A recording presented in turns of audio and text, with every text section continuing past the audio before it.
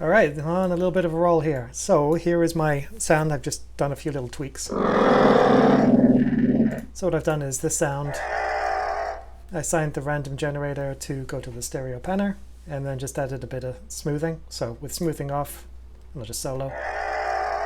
It jumps around. So smoothing just kind of smooths, interpolates all of the things. If I wanted it to pan more or faster, do that. And you can see I restricted it a little bit, so it's not quite going hard left, hard right.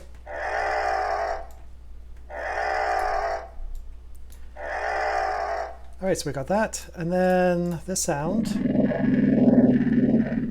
Anyway, it occurred to me that you want to maybe print that sound, like capture it, but just the slot. So what you could do, of course, is hit solo and hit record, and then you'd have the sound, but always think there's got to be a better way. So there's a new little plugin called the slot recorder.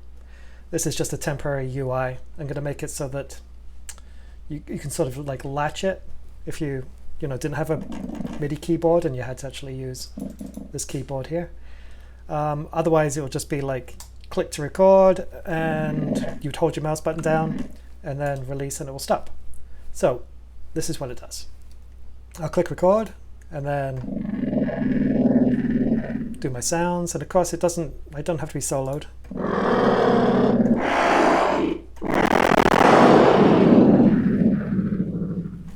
All right, now hit stop.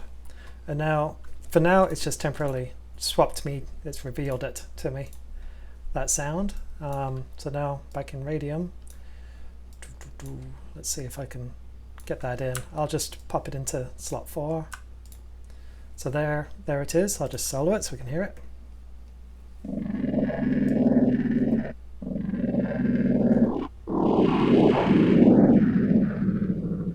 So you can hear that was slot 3, but with the effects all printed.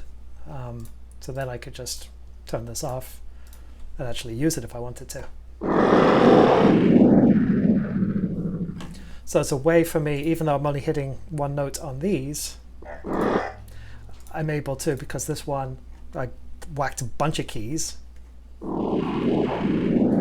It's sort of like those old 90 house tracks where it was like you could play a chord, you'd record a chord and then just play it and it was sort of transposition itself. So that's kind of like the same kind of thing you can do here. And of course I missed the best bit. So there is my recording. So if I just hit middle C, that was the record of slot 3 with the effect, and it was multiple keys hit at once. So now if I unsolo and move down an octave and just hit, it's the C below middle C. There we go. So now I've got this layer which was generated. I could do the same thing again if I mute, solo this, and then just hit a whack load of keys.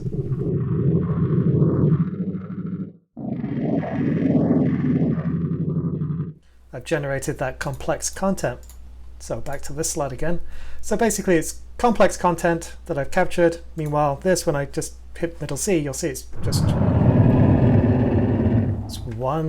just playing that single sound. There's none of that craziness happening.